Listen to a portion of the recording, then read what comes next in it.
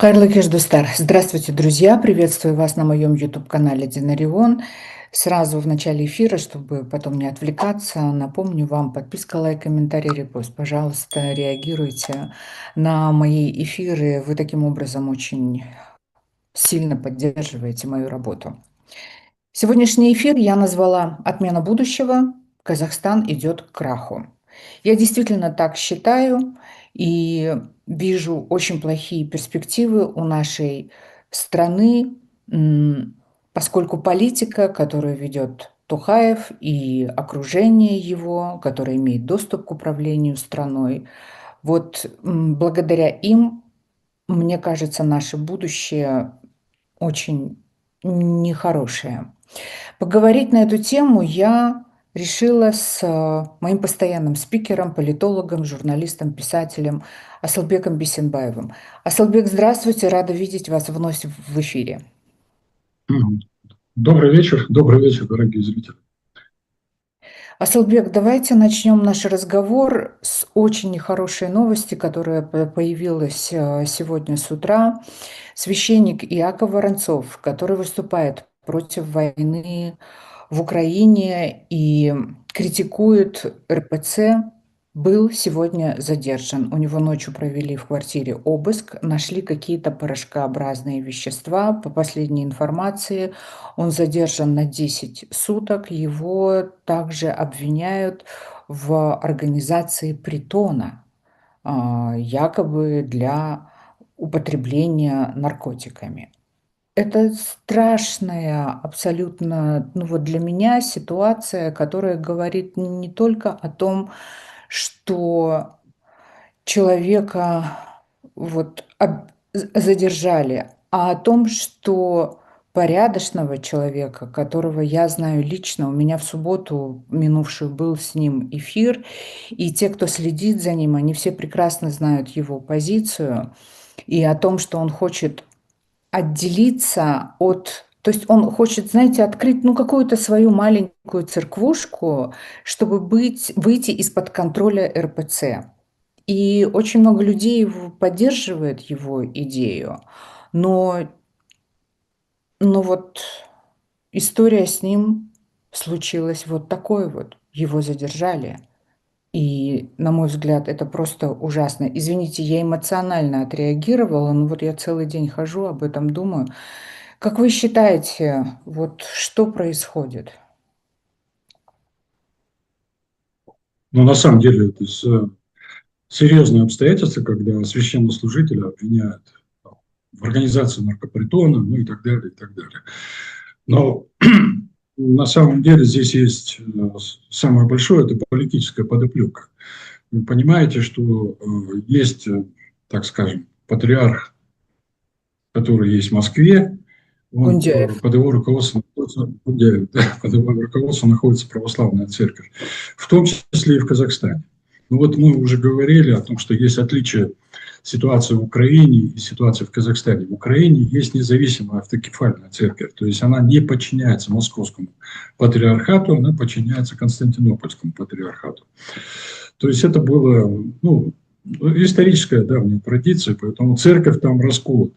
То есть русская православная церковь московского подчинения и, так скажем, украинского подчинения. У нас этого нет. Но вся проблема в том, что русская православная церковь московского патриархата в Украине, она, подчиняясь московскому патриархату, она выполняет, так скажем, идеологический заказ Кремля. Церковь в данном случае является вдохновителем, идейным вдохновителем этой войны против Украины, против украинского народа и ее независимости.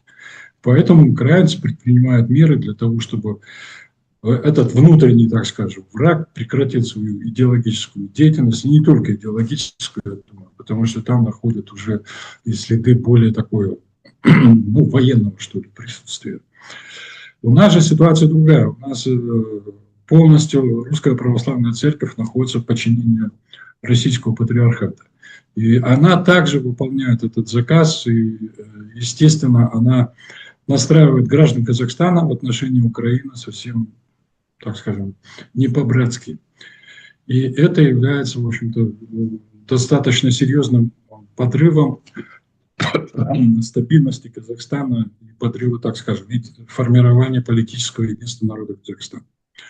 И в этом угроза.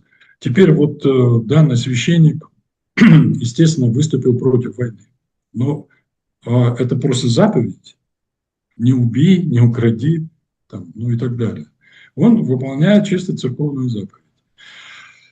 И, естественно, он может ее выполнить и таким образом, чтобы организовать независимую от Московского патриархата церковь, православную церковь в Казахстане, которая бы объединяла тех верующих, которые выступают, не то что выступают, они осуждают эту войну, не хотят ее участия и привлечения граждан Казахстана для участия в этой войне. И это является, так скажем, с точки зрения, здесь смыкаются интересы Москвы и Астаны, потому что они являются союзниками. Давайте не забывать о том, что Казахстан и Россия и другие страны являются союзниками по договору коллективной безопасности, они являются союзниками по таможенному союзу, и они поддерживают друг друга. Ну, в частности, допустим, Москва поддерживала Лукашенко в период выступления белорусов против этого режима. И, в 2020 году.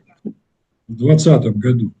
Не надо забывать о том, что в 2022 году то, что было в Казахстане, Кантар, печально известные события, это тоже были следствие действий договора коллективной безопасности. Во главе этого договора стоит Путин, давайте не забывать. И все решения здесь принимаются под влиянием Путина, под влиянием интересов Москвы.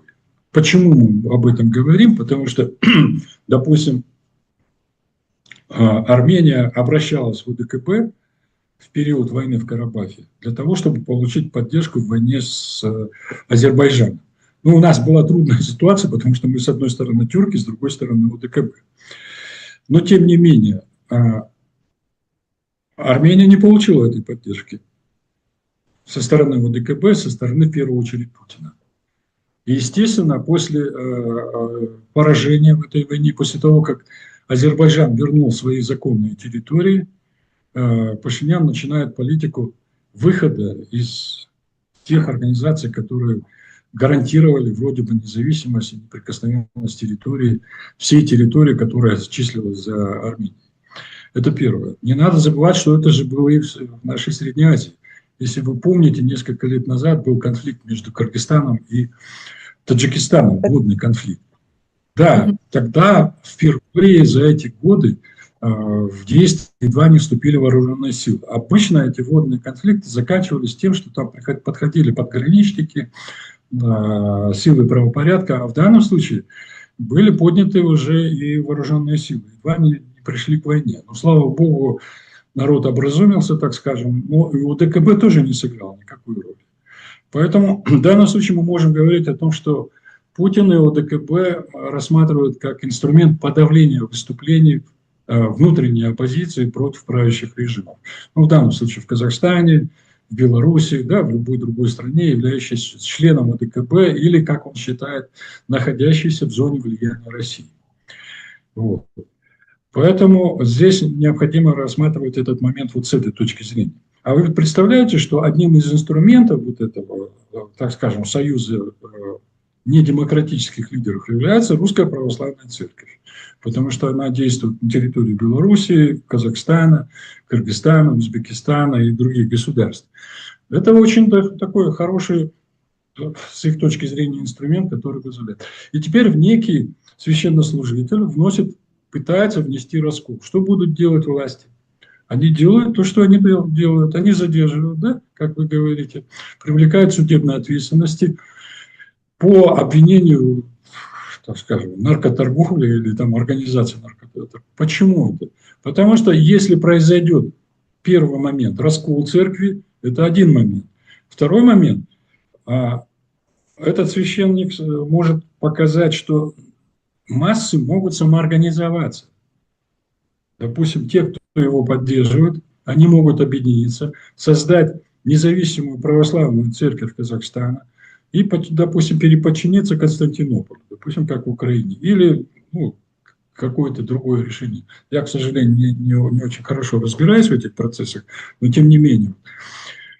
А если это произойдет, то начнется самоорганизация граждан и других национальностей. Если давайте так, тогда казахи будут говорить, давайте создадим партию, да, там, ну, допустим, там какое-то реально национальное государственное, национальное, национальное объединение, или политическую партию, или общественное объединение и так далее. То есть это будет, так скажем, с точки зрения властей, дурной пример для граждан, которые будут выступать против тех действий, которые осуществляют власти по подавлению инициативы граждан.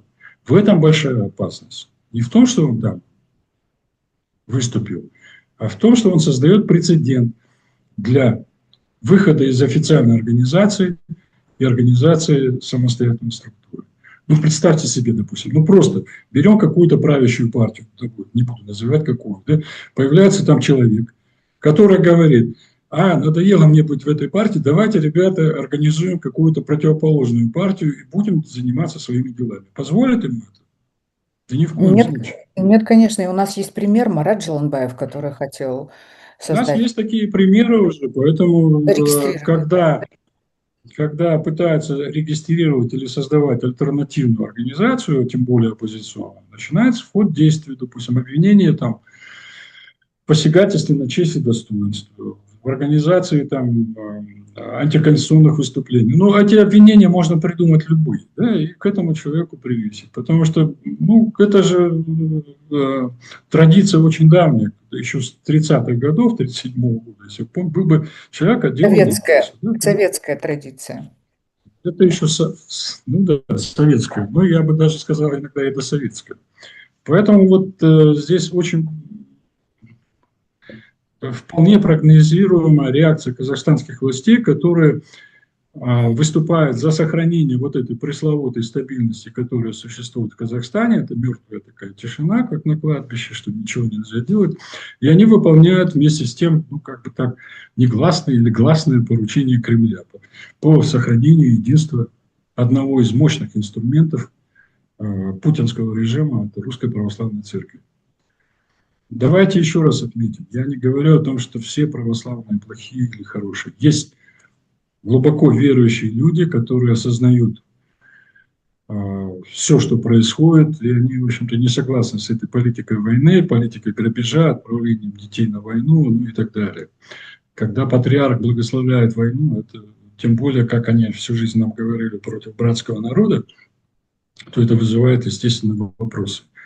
Поэтому речь идет о церкви не как объединение людей, а как инструменте, как организации, которая существует для поддержания существующего режима. Мы об этом говорим в первую очередь.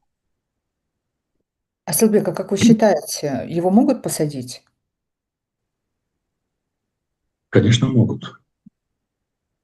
Конечно, могут посадить, потому что это является уроком. Ну, я просто напомню о том, что могут посадить по уголовному делу, могут обвинить в том, что он является... Есть еще такая тоже советская традиция, это карательная психиатрическая медицина. Да?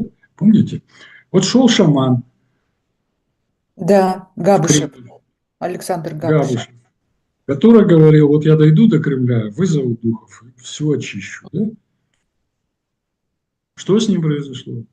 На полдороги его задерживают, обвиняют, и вот его о нем не слышно и не видно. Поэтому здесь может быть все, что угодно.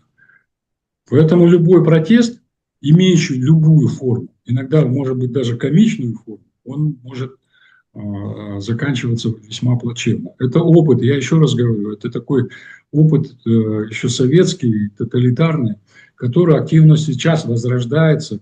Он на некоторое время, вроде бы немножко пригас в годы перестройки, так скажем, и то не везде. Но сейчас он встает в полный рост, потому что идет война, растет недовольство, растет нищета населения, растут протестные настроения, идет огромное падение экономики и России, такие же процессы и в Казахстане. И поэтому любой протест, он может стать той самой пресловутой спичкой, которая может вызвать пожар, так скажем, или массовые протесты. Об этом речь. Поэтому вот будет приниматься уже применяются самые жесткие меры по отношению ко всем тем, кто заявляет о своем несогласии с политикой режима. Это нас уже не то, что ждет, мы уже к этому катимся, уже как камень с горы. Чем больше идет времени, тем быстрее идут. Асылбек, вы приводите в пример Россию. Значит ли это, что вот то, что мы видим, происходящее в нашей, происходящее в России, ждет и нас? Это наше будущее. Можно ли так смотреть на ситуацию? Ну, конечно. Конечно, можно, но давайте так, вот какие события? Вот две страны, Россия и Казахстан, обе страны, ну, давайте так, порядок цифр может быть немножко разный, но вот примерно так, 80% бюджета России и Казахстана – это торговля ресурсами, да, нефть, газ, минеральные ресурсы, лес, там, ну, у нас там еще что-то такое, да. Теперь начинается война и начинается давление санкций. Очень сильное давление. Вот у нас почему вроде бы так бывшие демократически настроенные депутаты начинают протестовать против действий Украины, которые наносят удары по новороссийскому терминалу? Ну, потому что там, опять мы говорим, это единственный серьезный постоянный источник денег для существующего режима. Точно то же самое и с Россией. Мы говорили о том, что с началом военных действий из России ушли практически все крупные зарубежные компании. Это и американские, и британские, ну какие угодно, и дальневосточные, и прочие. Россия остается у совершенно разбитого корыта. Она не может даже восстановить тот потенциал, который был, потому что нет тех запасных частей, наукоемкого производства и так далее. Вот, допустим, у нас то же самое. Выступает Такаев в прошлом году, по-моему, в послании он говорит, у нас объем наукоемкого производства менее 1%. Но при этом говорит о развитии искусственного интеллекта. Представьте себе, что у нас нет наукоемкого производства, но мы хотим развивать искусственный интеллект. Точно так же в России. В России нет наукоемкого производства, но тем не менее они создают Сколково. Мы создаем какую-то новую там силиконовую долину в Алатау, да? Но город, который вдруг начнет приносить инвестиции. Говорят, как в Китае, там, в Корее этот город начнет приносить инвестиции. С какой стати? Там нет полезных ископаемых. Там нет транспортной развязки, да, которая ведет, ну, допустим, из Азии в Африку, в Европу и так далее. Мы находимся в середине континента. У нас нет даже железных дорог, которые соединяют вот эти вот пространства нормальные. У нас там нет такого производства, которое бы заинтересовало весь мир. И вдруг с какой стати будут идти какие-то капиталовложения. У нас было несколько десятков свободных экономических зон. По отчетам, ни одна экономическая зона, она не то, что не оправдалась, она даже, по-моему, одна или две зоны принесли только 10% того, что в них вложили. Все, это вот Маулен Ашимбаев, спикер Сената, об этом говорил. И вдруг мы вкладываем триллионы долларов, триллиона тенге, извините, в строительство нового города, в то время как наши города находятся в плачевном состоянии. Сам Такаев говорит о том, что там 60%, иногда до 90% инфраструктуры находится в критическом состоянии. Не говоря уже об аулах. Я не говорю об аулах, да. Но одновременно с этим нам необходимо строить атомную электростанцию. Вот, допустим, специалисты говорят, что у нас нет дефицита электроэнергии. На самом деле, если посмотреть даже отчеты, у нас импорт электроэнергии в любой стране мира он есть. Почему? Потому что, допустим, существует небольшой город на окраине, на границе, да, до которого, допустим, 300-400 километров вести линии электропередач и так далее. В то время как через километр, допустим, или два за границей существует. Поэтому импортируют электроэнергию за границей. Это во всех странах так принято. Нет внутреннего замкнутого цикла. Но, тем не менее, все говорят о том, что нужно строить не одно, а даже несколько атомных электростанций. Цена каждой из них начинается с 15 миллиардов долларов. И то не конечная. Причем все авторы говорят, что это не последняя сумма. То есть у нас примерно одинаковая экономическая и политическая ситуация. Поэтому меры, которые предпринимаются, они тоже совершенно одинаковые. Россия повышает налоговый пресс, Казахстан повышает налоговый пресс. Мы с вами говорили о том, что вроде бы сделал такая прекрасное дело. Правительство хотело на 20% поднять НДС, но Токаев сказал, нет, будет 16%. Хотя было 12%. То есть мы подняли на 4%, а я просто говорю о том, что, ну, не вдаваясь в экономику, если вы на 4% повышаете НДС, то идет кумулятивный эффект. То есть на каждом этапе эти 4% они вырастают там в огромную сумму на определенном этапе. То есть с этого года идет закрытие предприятий, малого и среднего бизнеса, ну, не только. Вот. Поэтому мы катимся просто в экономическую пропасть. Я не говорю о росте цен. Ну, рост цен все казахстанцы знают.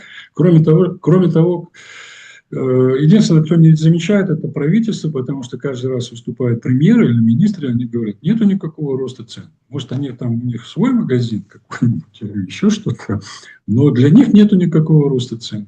А казахстанцы ходят и видят, что, допустим, там мясо-молочная продукция поднялась на огромное количество процентов. Мы, понимаете, еще одна, в чем проблема. Есть косвенные показатели состояния экономики. Если вы пойдете на базарчик, в магазин и спросите, откуда пришло мясо, вам скажут, что это Кыргызстан, там, мясо-молочная Россия, Белоруссия, да, у нас, допустим, там белорусская продукция, очень много магазинчиков и так далее, но казахстанского очень мало. Это о чем говорит? О том, что даже говорят о том, что произошло резкое сокращение поголовья скота, произошел резкий рост цен, и правительство уверяет, что созданы условия для развития животноводства. Но вы поймите, просто-напросто его добивают. Асылбек, извините, я просто вот пока мы не ушли от этой темы, я просто хотела бы напомнить, Алмазбек Садырбаев, такой есть человек, который уже больше года сидит, ждет, ну, приговор по нему еще господи, слово забыла. Ну, в общем, не вынесен. И этот человек постоянно рассказывал о том, какие у нас риски из-за связи именно с Россией, какое ужасное, некачественное мясо мы получаем из России. Это настоящая отрава. Он говорил о проблемах фермеров, он постоянно поднимал эти вопросы, и в какой-то момент, я, честно говоря, не помню, как звучит обвинение к нему, но вот этот человек сейчас также закрыт, и у него нет никакой возможности говорить. Ну, я не удивлюсь, если нас тоже закроют. Не хочу, так скажем, накаркать, но тем не менее. Дело в том, что все те, кто критикует ситуацию, причем с цифрами на руках, ну, допустим, просто можно взять, допустим, некоторые цифры косвенные, но мы часто используем этот момент, допустим, отчеты министерств, отчеты ведомства, счетная палата, вот раньше была, сейчас она имеет другое название. Там можно найти некоторые цифры, которые говорят о резком падении экономики Казахстана. Вот. Это не только связано с падением экспорта энергоносителей и сырья, но и связано с падением, допустим, общего производства, экономического производства. Мы находимся в очень тяжелом положении. И потом есть еще один момент – это иммиграция. У нас массовый выезд, десятки молодых людей, десятки тысяч молодых людей выезжают из Казахстана и не могут вернуться обратно. Меня иногда спрашивают, почему, вот, допустим, он закончил Массачусетский технологический институт, там, Стэнфорд или еще какой-то, по какой-то крутой специальности. Я говорю, ну вот хорошо, почему они не приезжают? Он приедет, у нас нету производства такого. И оно даже не намечается. У нас было производство, допустим, в начале еще при Назарбаеве, я помню, мы ходили на открытие какого-то заводика по производству компьютеров. Тогда еще запускали те линии корейских телевизоров «Нам», Я помню, у нас был, да. Я помню, такой квадратненький такой был небольшой. Вот, тогда запускали еще такие производства. Но сейчас их просто нет. Поэтому что будут делать высококвалифицированные специалисты в передовых отраслях, науки и техники в Казахстане. Да им делать нечего. Если ты не племянник или там не родственник, который тут же станет где-то работать в министерстве или в какой-то структуре, тогда да. А так у нас очень низкое падение и качество образования. И потом надо помнить, что одна из причин – это уровень коррупции. Ну, по-моему, где-то за 110 или 108 место. Сейчас я Вот уже не... недавно, буквально на днях Transparency International опубликовал индекс по этой коррупции, и мы опустились на 2 места, теперь мы на 96-м. Ну, что говорит. 96-й. Ну, просто каждый раз, каждый год даются новые цифры, но они всегда вокруг где-то около сотни. Это одно. Другое – это отсутствие судебной защиты. Ну, нужно понимать, что одно из самых серьезных оснований для развития – это незыблемость частной собственности. Вот та проблема, которую решали в Европе еще в новое время.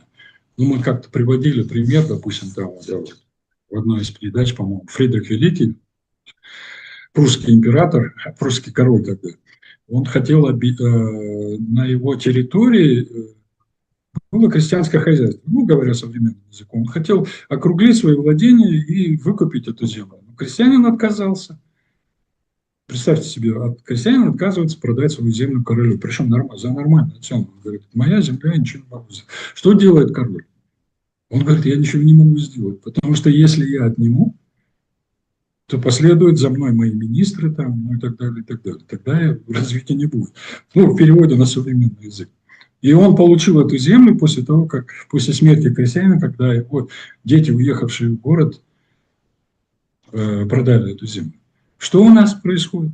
У нас можно прийти к только что выстроенному дому и под предлогом, ну, чего угодно, строительство дороги, строительство там еще коммуникаций, за любую цену отобрать этот дом. Можно это или нет? Нет. Это же ненормально. Это ничего не дает для развития страны. То есть здесь нужно делать очень много, а правительство и президент ничего не хотят этого делать. И судя по тому, что какие законы принимаются на сегодняшний день, этого делать никто не будет. Наоборот, создаются условия для того, чтобы вот эта ситуация приобрела как бы конституционные нормы, приобрела как бы законное основание. Ну, представьте себе, отсутствие всяких прав на основании закона. Так разве бывает какое-то развитие? Нет, конечно. Да, ну вот мы и подошли, да, еще к одной, ну, для меня также печальной новости. Это принятие Конституции. Референдум назначен на 15 марта. Вчера, по-моему, опубликовали финальную версию этой Конституции, которая... Мне так нравится, знаете, когда Курда пишет, что тысячи людей выразили поддержку, написали свои обращения, предложения, и все это было учтено. И вот даже уже провели какой-то опрос. Около 80% казахстанцев поддерживают эту Конституцию. Уже создается какая-то коалиция по поддержке Конституции. Мне лично это все говорит о слабости властей, которые на самом деле видят, сколько критики, причем она аргументированная. То есть одно дело я даже не то чтобы там критикую, да, во-первых, я не считаю, что изменение Конституции является нашей главной проблемой, которую вот мы должны незамедлительно решить. То есть мы могли бы еще какое-то время прожить при той Конституции, которая, она, конечно, не идеальная, но тем не менее, более-менее как-то там наши права были отражены. Но вот взялись за Конституцию. И говоря о схожести действий российских и казахстанских властей, вам не кажется, что речь идет об обнулении срока Токаева? И вся эта Конституция, может быть, даже была, в общем-то, затеяна именно для этого. Там есть статья 46-я, по-моему, ну вот в финальной версии, где сказано, что президент, ну, естественно, честь и его достоинства, непонятно, вне вообще какой-либо критики, то, что он не несет никакой ни уголовной, ни административной ответственности за те действия, которые он будет предпринимать при исполнении своих обязанностей, и у него пожизненный иммунитет. Ну, я говорю не только о действующем президенте, но и о бывшем, и, наверное, следующих. И уж не знаю, когда появится третий. Ну, в общем, для меня вот эта статья является такой одной из решающих и отражающих суть этой Конституции. Да, ну, можно согласиться, и даже нужно согласиться с вашим мнением, но ее можно трактовать как-то по-разному. На самом деле здесь, мне кажется, отражение страхов, фобий, боязни и стремлений вот существующего режима. Ну, допустим, я боюсь последствий своего правления, поэтому президент не подсуден, так скажем, он не отвечает за те действия, которые нужны. Допустим, может нарастать волна народного недовольства, могут даже парламентарии выступить против президента. Тогда я 2 раза предлагаю какую-то кандидатуру и распускаю потом парламент. То есть это опять-таки вроде бы законное средство борьбы. Но самое интересное, я пытался найти, как будет осуществляться импичмент президента, но ничего не нашел, кроме того, что там все должны встать и заявить о том, что он является предателем, врагом народа и принести Да, там госизмена, да. госизмена, да, но это же надо доказать еще. А потом, что такое госизмена? Вот, Допустим, если вот интерпретация, да, какая. одно дело, допустим, если подписал, допустим, ОДКБ, это госизмена или это защита Родины? Можно трактовать ведь по-разному. Кому-то кажется, что это поддержка войны в Украине, это не совпадает с интересами Казахстана. А кто-то может говорить о том, что УДКБ пришел нам на помощь в 2022 году и выгнал 20 тысяч террористов, которых в глаза никто не выгнал, не видел, и защитил наш Казахстан от каких-то там врагов. Вот. Допустим, подписание заведомо кабальных или не имеющих, допустим, экономического основания договоров. Это является изменой Родины? Ну, допустим, вот у нас нету, мы уже говорили, нет у нас дефицита электроэнергии. Но мы готовы строить российскую атомную электростанцию от 15 и выше миллиардов долларов. А с Россией, которая ведет войну против Украины, Россия, которая находится под санкциями, Россия, которая проводит зверские акции против гастарбайтеров из Центральной Азии, выгоняет их, просто в том числе и казахов, допустим, и казахстанцев. Россия, которая там, ущемляет права национальных республик, запрещает национальные языки, допустим, и так далее. Это является изменой Родины, допустим, или измена там тогда? Ну, наверное, да. Но кто-то скажет, что это является поддержкой союзников. То есть здесь можно все что угодно говорить и как угодно трактовать. И таких примеров достаточно много. Поэтому данная Конституция, я как-то написал уже в самом начале о том, что первое надо понять, Конституция не в советское время, не в постсоветское время, не Конституция, допустим, там 93-го, 95-го, со всеми изменениями, не нынешняя Конституция, не та Конституция, в которой мы проводили уже референдум, вносили огромное количество поправок уже при втором президенте, они не играют никакой роли. В случае необходимости можно принять акт, который, допустим, поправляет Конституцию. Да? Ну вот, пожалуйста, мы уже говорили о том, что, допустим, есть такой вот палата Атамекен, да, общественное объединение вроде бы. Но Конституция запрещала обязательный сбор средств этим любому общественному объединению. Поэтому предприниматели, кроме этих налогов, еще платят в эту палату. Да? Вот, понимаете? Хотя Конституция это запрещает. Тогда принимает какой-то подзаконный акт, который говорит, знаете, вот Конституция здесь немножко не права, а вот это вот Атамекен правильно делает. То есть можно Конституцию как бы немножко отодвинуть в сторону. Или, допустим, там, принять, ну, таких примеров тоже можно по Конституции приводить достаточно много, большое количество. А можно просто игнорировать Конституцию.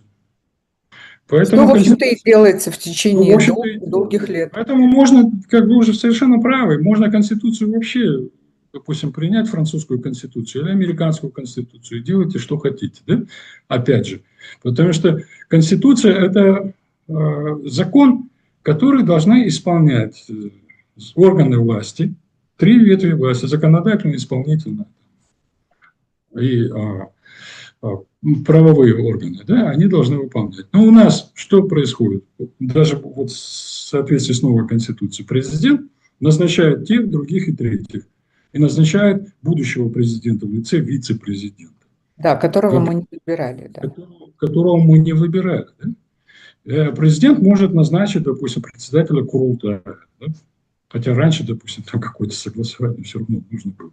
Президент может разрешить создание партии, а может не разрешить создание партии.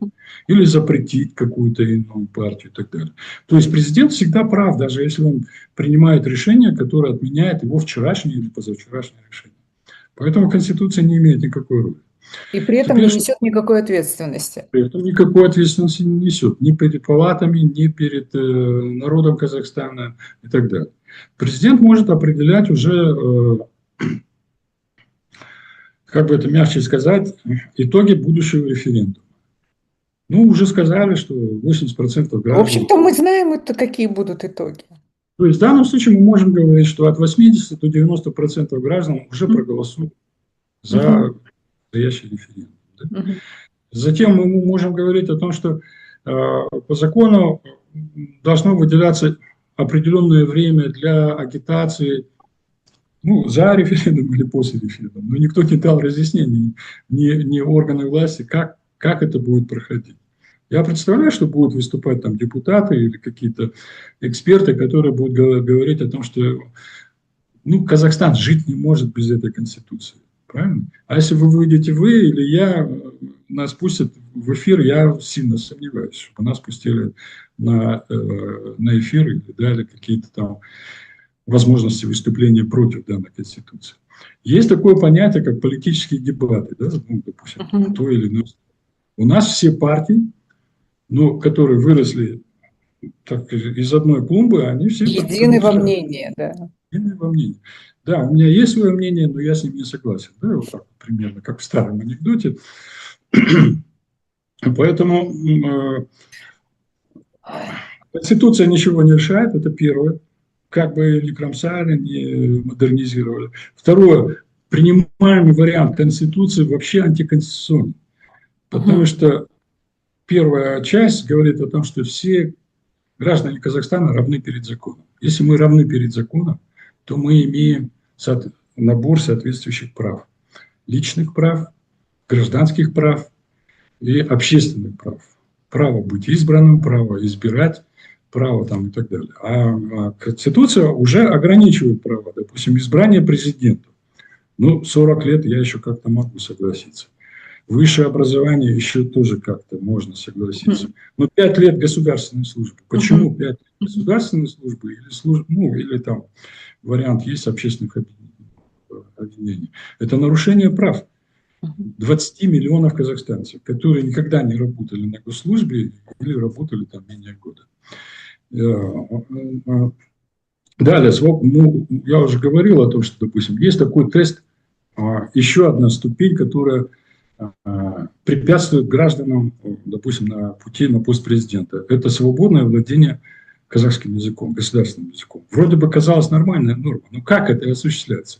Создается специальная комиссия, которая назначается фактически президентом, которая определяет ваши знания казахского языка. Я боюсь, что даже если придет, допустим, великий знаток казахского языка, Восстание Табай там, или Мутар Ауэзов придут на эту комиссию и захотят стать президентом. Просто... Но со своим гражданским мнением. Ну, естественно. То он не сдаст этот экзамен. А человек, который... Все знают, что не очень хорошо владеет казахским языком, это уже было в истории не только в этот раз, но и ранее, он просто не сдаст, вернее, получит отличную оценку.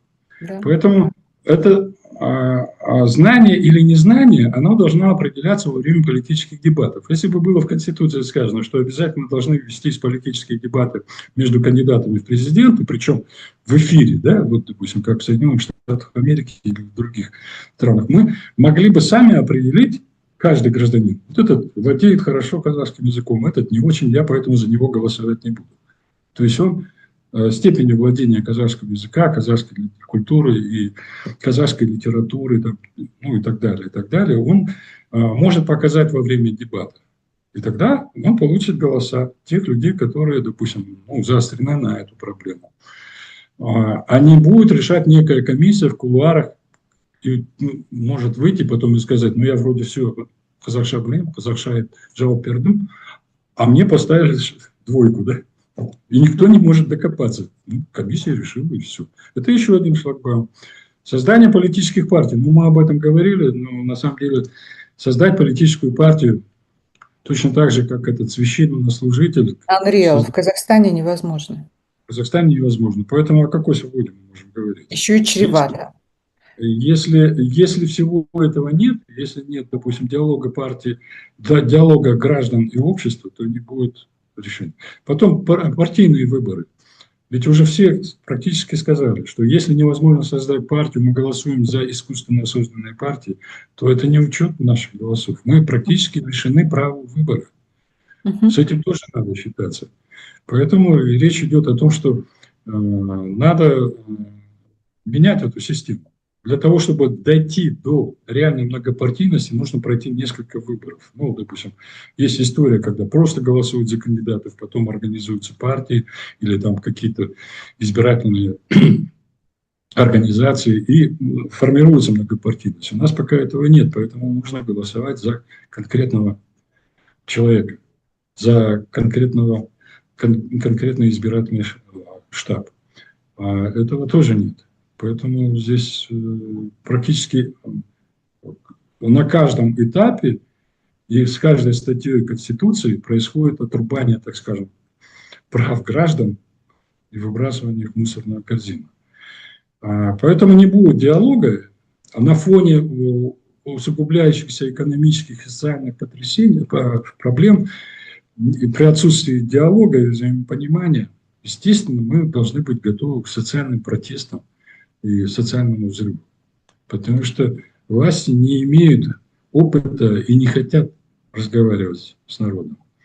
Практически, если вы посмотрите, все те выступления, которые происходили, они заканчивались одним и тем же. Командой на огонь на поражение. Это во время Кантара было, Джана Азень был. Кстати, вот поправки эти, они уже, знаете, не будут требовать, они как бы закрепляют право власти на подобные решения. Не обязательно будет, как я понимаю, президенту выходить и объявлять об этом. Дело в том, что, понимаете, допустим, хорошо, если граждане, допустим, соорганизуются на определенном участке, да, происходит голосование, идет официальное голосование, избиратель. Хорошо, давайте мы скажем так, казахстанцы молодцы, вы проголосовали, рядом стоит, так скажем, альтернативная корзинка, вы можете проголосовать. Но здесь уже под контролем общества. Да? И если они совпадают, первая и вторая корзинка, это нормально. А если не совпадают, что будет чаще всего, как можно доказать о том, что выборы фальсифицированы? Да никак опять. Но, тем не менее, надо это делать, потому что нужно показывать, что есть граждане Казахстана, которые борются за свои права, и с нами надо считаться. Поэтому есть разные формы, так скажем, не только наблюдение за выборами, но и подготовка к выборам, разъяснительная работа, проведение там мастер-классов, как угодно можно назвать, семинаров, лекций, и так далее, и так далее. Есть большая просветительская политическая работа. Всем этим надо заниматься. Асылбек, вы знаете, я провожу свои маленькие исследования в тех местах, куда я попадаю. Я спрашиваю людей, слышали вы что-нибудь о том, что у нас меняется Конституция? Большинство, 99%, даже не в курсе. Это к вашим словам по поводу разъяснительной работы. Она не ведется. И мне кажется, я вижу эту ситуацию такой сознательной. Чем меньше людей будет понимать, что происходит в стране, тем выгоднее властям. Да. Ну, конечно, с одной стороны, ну вот как можно доказать, что вот это вещество хорошо пахнет, да? Если оно пахнет дурно. Народ, конечно, возмутится. Поэтому надо помолчать. Потому что и потом есть еще же один момент. Это профессионализм. Вот с каждым годом профессионализм властей очень сильно падает. Ну, допустим, я помню, допустим, я еще в советское время, у нас была мощная идеологическая машина. Утром я получаю газеты со свежими новостями, иду на лекцию, допустим, или на занятие, я уже прочитал, что есть постановление ЦК КПСС, или там приняты какие-то меры. Ну, я все это могу принять меры. Раз в месяц, допустим, преподаватели общественных наук встречались с представителями властей, проводили семинары. Было общество знания, допустим, которое рассказывало о том, ну, начиная от строения Солнечной системы до последних событий, допустим, в международном коммунистическом рабочем движении. Да? Трудовые коллективы встречались. Есть общество, допустим, при каждом обкоме была лекторская группа. Да, лекторы выезжали там, в коллективы и что-то рассказывали. Вы давно это видели? Я, допустим, это давно не видел. Как пропагандируется? Если посмотреть телевизор, ну, я вот, к сожалению, или, к счастью, давно не смотрю только новости, допустим, и так далее. Раньше были какие-то программы, допустим, посвященные международной политике Казахстана, внутренней политике Казахстана, обзор науки, там, ну, сейчас я тоже не вижу. Поэтому, наверное, потому что пропагандировать нечего, это первое. А второе, пропагандировать некому, нету специалистов уже в этой сфере. Поэтому вот такая вот ситуация. Они отчитались президенту о том, что приняли такие-то шаги, что-то там сделали, и все. А как это проводилось, это никто не знает и никто не делает. Поэтому вот такая вот ситуация. Пропаганды нет, разъяснительной работы нет.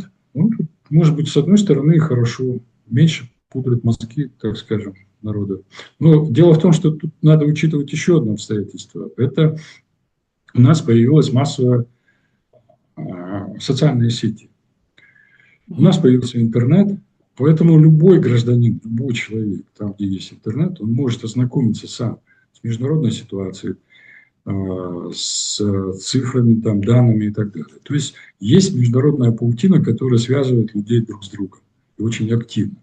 И можно в любой момент получить любую информацию по тому или иному поводу.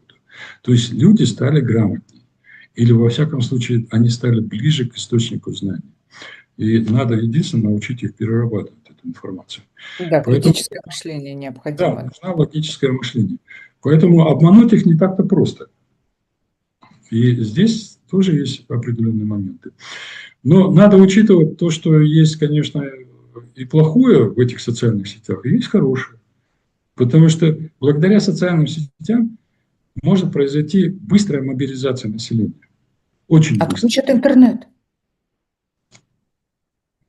А вот когда не отключили в Непале, допустим, да, взяла молодежь, собралась, благодаря социальным сетям быстренько расколошматило правительство и провело там определенные там события. Но сейчас, допустим, вот как раз отключат интернет. Ну, отключили, допустим, в России Starlink, да, это сказалось наведение боевых действий. Сейчас отключают там другие социальные YouTube, сети. WhatsApp, Telegram, у них там все... WhatsApp, Telegram и так далее, да? Они отключают. Но это сказывается на экономике, на социальной сфере, даже на ведении военных действий, ну и так далее, и так далее. Поэтому можно отключить интернет. Но как люди будут получать команды из центра? Здесь же тоже двойная ситуация. Кому легче объединиться? Народу или там небольшой группе? То есть здесь палка о двух концах, так скажем. Все может быть.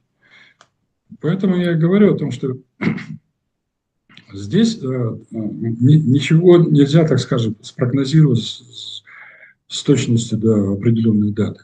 Но единственное, реально можно сказать о росте социальных протестных настроений.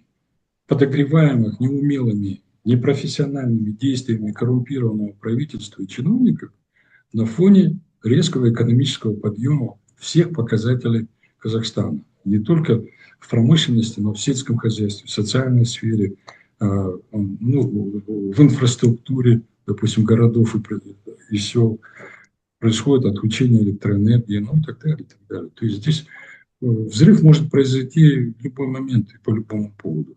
Просто мы можем привести определенные исторические примеры. Допустим, вот мы уже говорили о том, что один из последних, так скажем, восточноевропейских диктаторов Чаушеску приказал собрать митинг в свою поддержку в Бухаресте.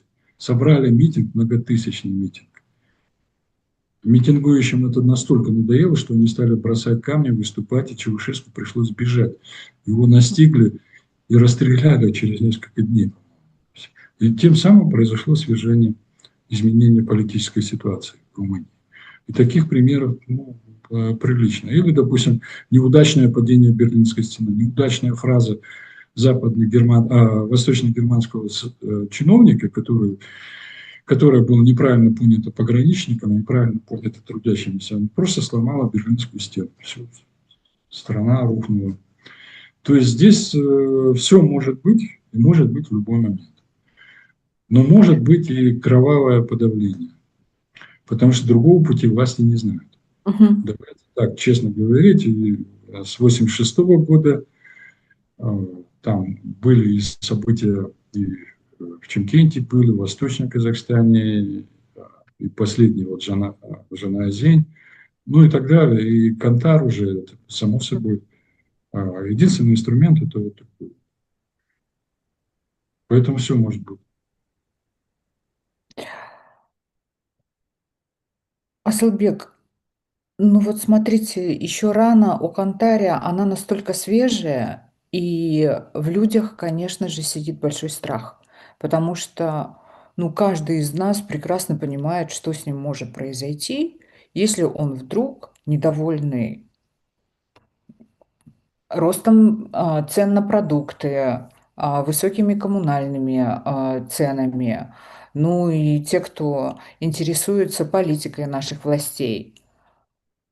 Человек уже понимает, что у него остается только один выход – это выйти, и шанс быть убитым или запытанным, ну, очень-очень максимально высокие.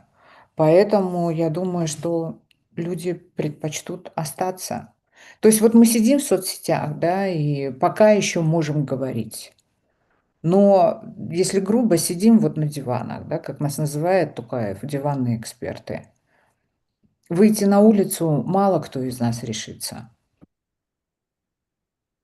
Что делать? Динара, Динара, на самом деле вы правы, но вместе с тем есть такое понятие, как предел человеческого терпения. Мгм.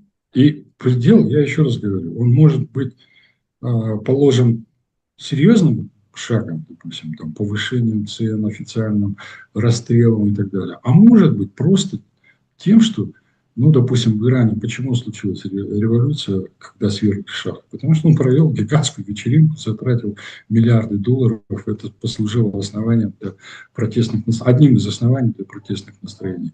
То есть здесь толчком может быть все, что угодно. И на улице тогда выйдут очень многие. Потом не надо забывать о том, что в революциях участвует не стопроцентное население. Ну, допустим, вот классик Ленин говорил о том, что в первой русской революции участвовало примерно 5% населения. Если будет участвовать примерно 10-15% населения, то тогда это будет очень важный, серьезный шаг.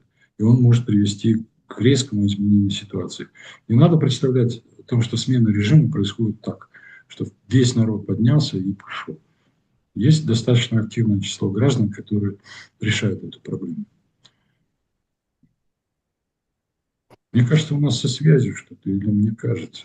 Нет, я вас слышу хорошо. Да, все, да? Да, Ну все. я вас хорошо слышу. Асылбек, последний вопрос. А, ну вот подведите, пожалуйста, какое-то резюме. Если вот все будет продолжаться так, как сейчас происходит, к чему мы придем? Во что превратится Казахстан? Если мы будем безвольно смотреть к тому, на то, что происходит, то мы придем к катастрофической ситуации. Поэтому я так думаю, что нам необходимо осуществлять объединение граждан, проявлять гражданскую инициативу. Вначале давайте мы начнем с того, что будем создавать гражданские организации. Пусть не политические партии, но что-то предтечи политических партий, союзы какие-то, объединения, клубы и так далее. Потому что это очень важный момент. Когда есть самоорганизация граждан, всегда есть, допустим, определенное целеполагание. Вот, допустим, сейчас идет грядет референдум по Конституции. Ну, давайте создадим интеллектуальный клуб, который напишет ту Конституцию, которая, на наш взгляд, нужна Казахстану, и предложит альтернативный вариант.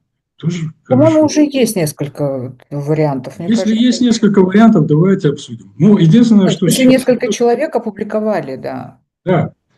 Что, ну давайте мы хотя бы, допустим, будем осуществлять объединение этих граждан.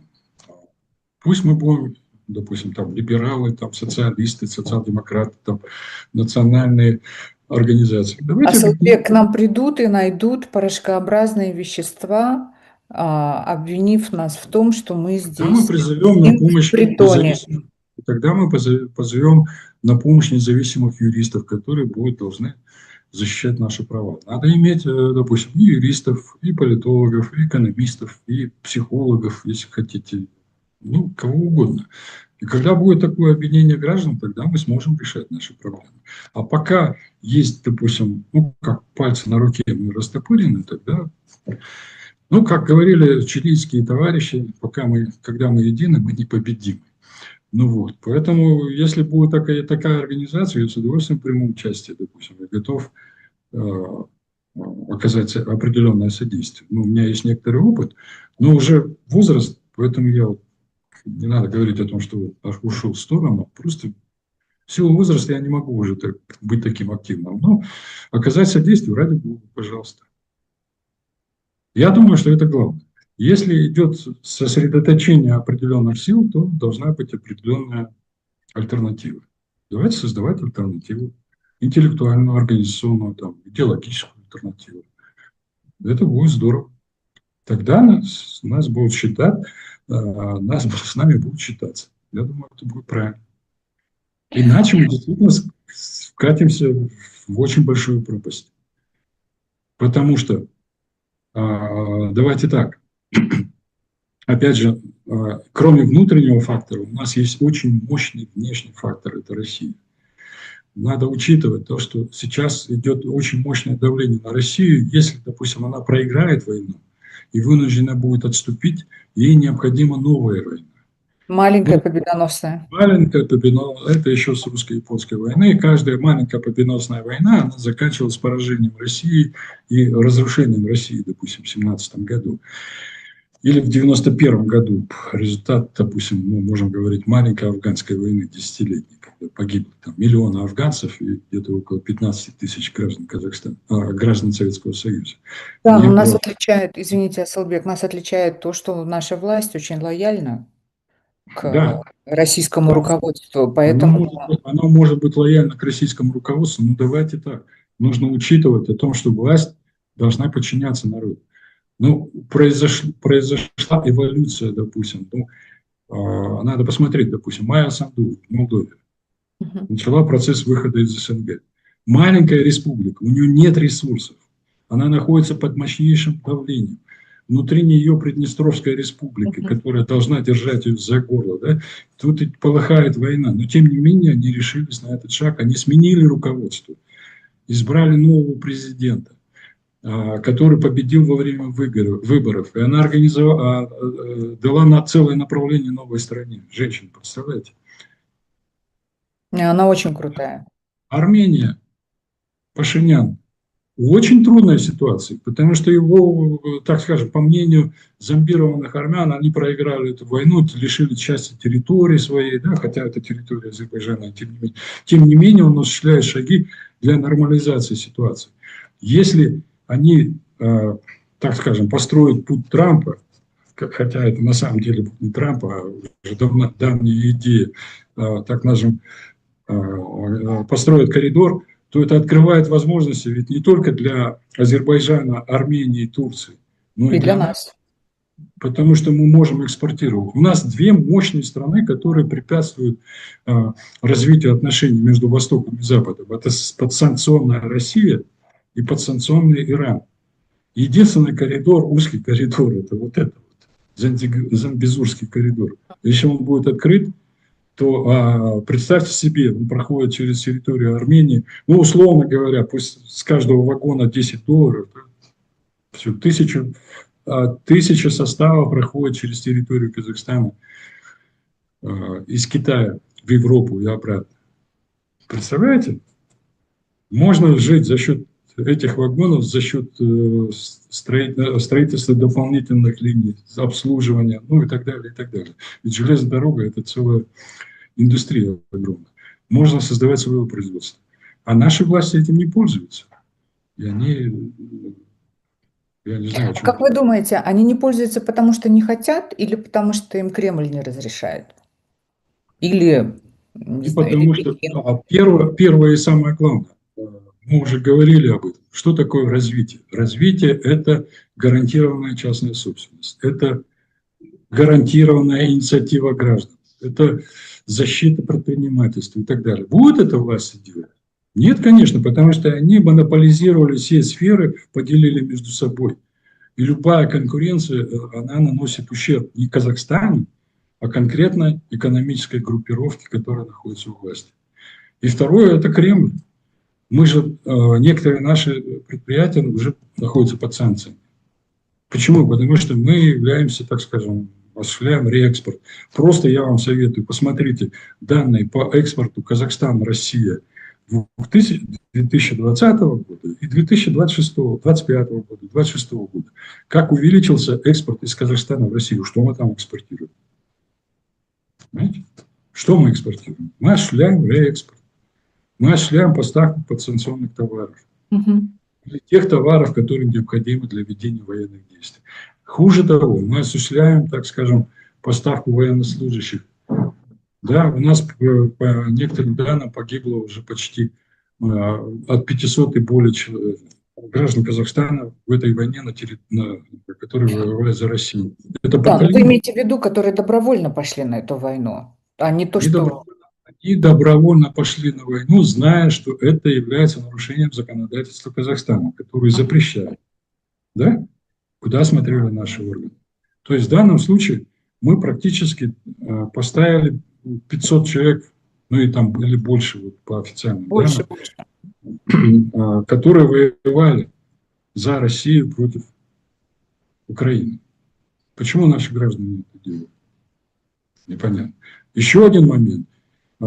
Граждане России, которые не хотят воевать, они пытаются бежать на территорию Казахстана. Что делает Казахстан? Выдает их обратно. Я уже говорил о том, что, допустим, вот шла война, Вьетнамская война,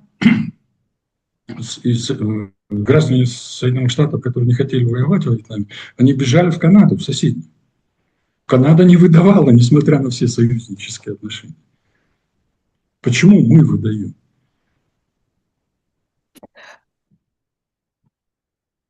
Знаете, у меня вот такой вопрос, давно меня волнует.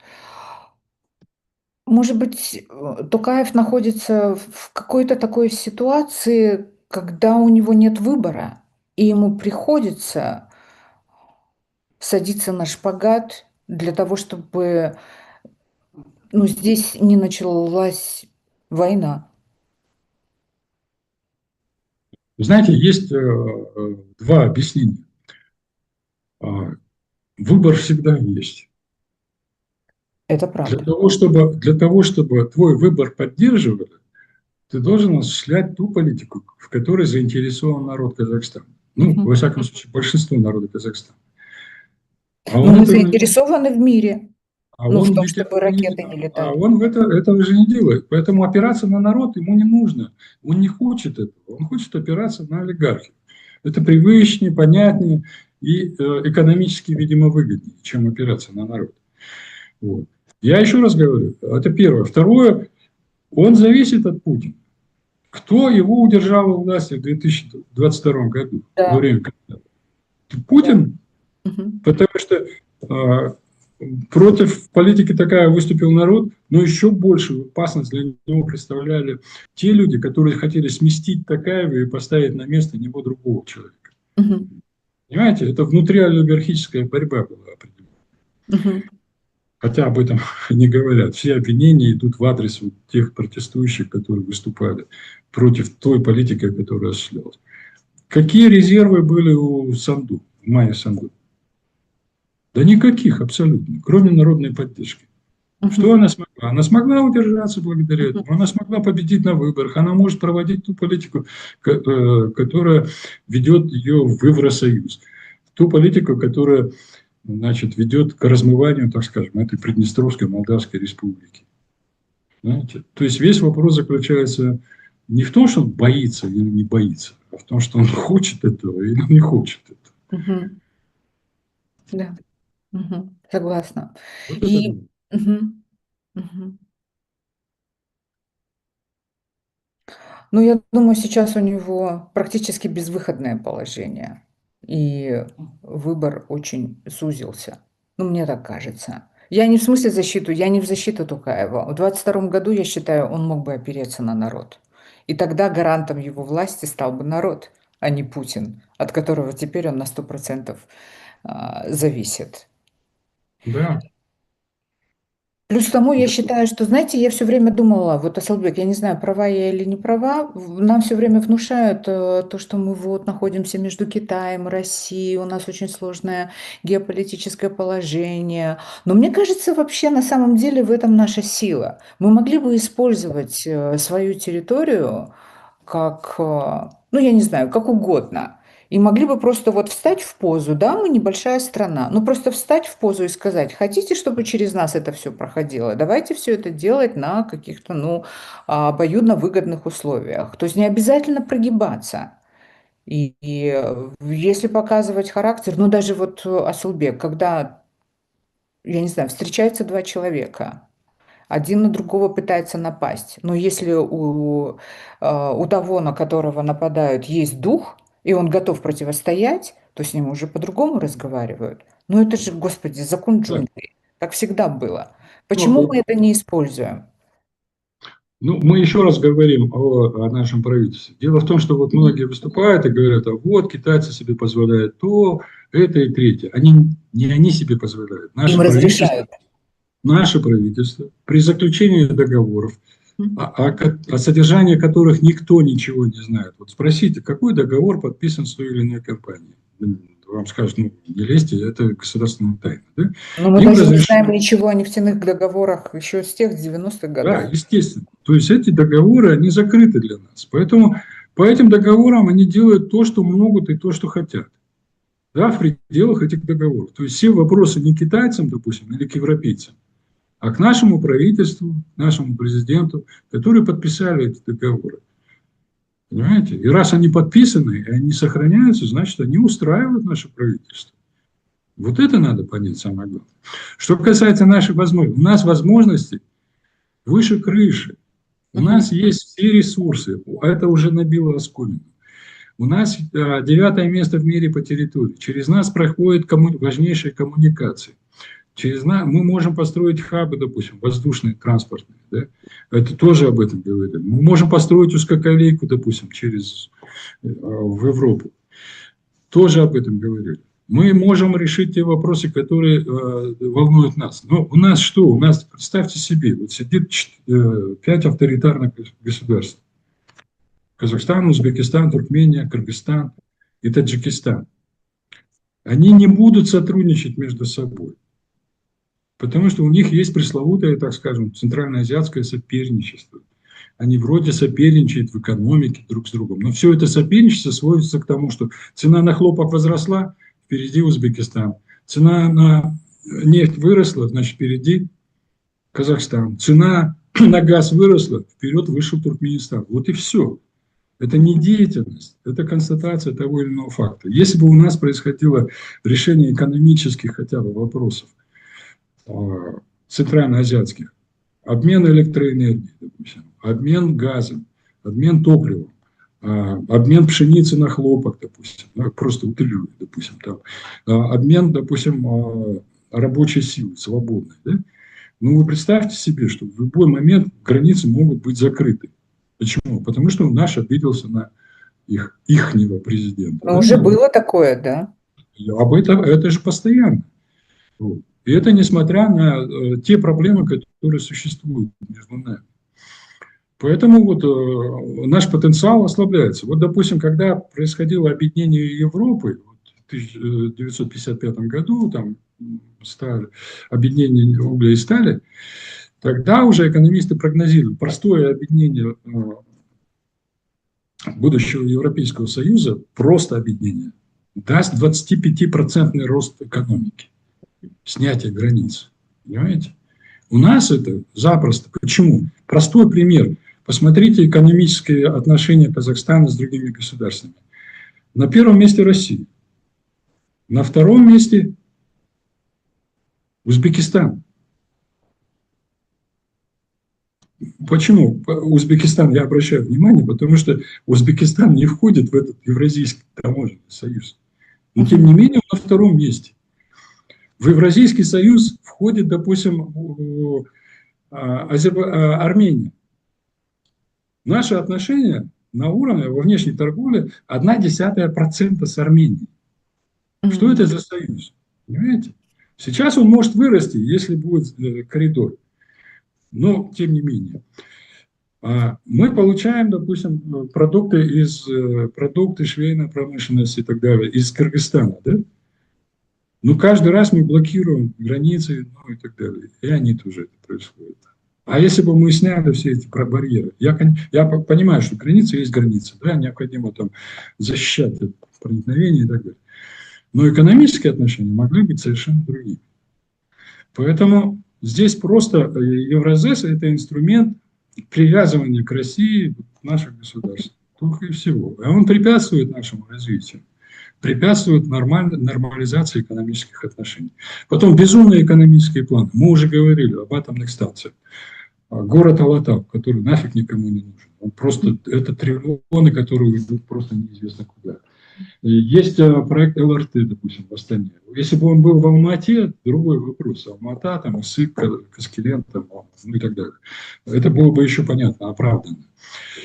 А кем может принять любое решение? Допустим, вот был у нас трамвай, замечательный транспорт. Вот ездишь по Европе, жили в Чехии, да?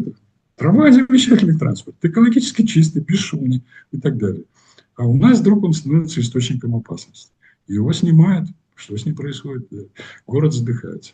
То есть, как говорится в одном фильме, это волюнтаризм. И такие решения, они противоречат не только экономике, финансам, но и просто здравому смыслу. И там, когда заглянешь внутрь, видишь только коррупционное дно. Все, больше ничего.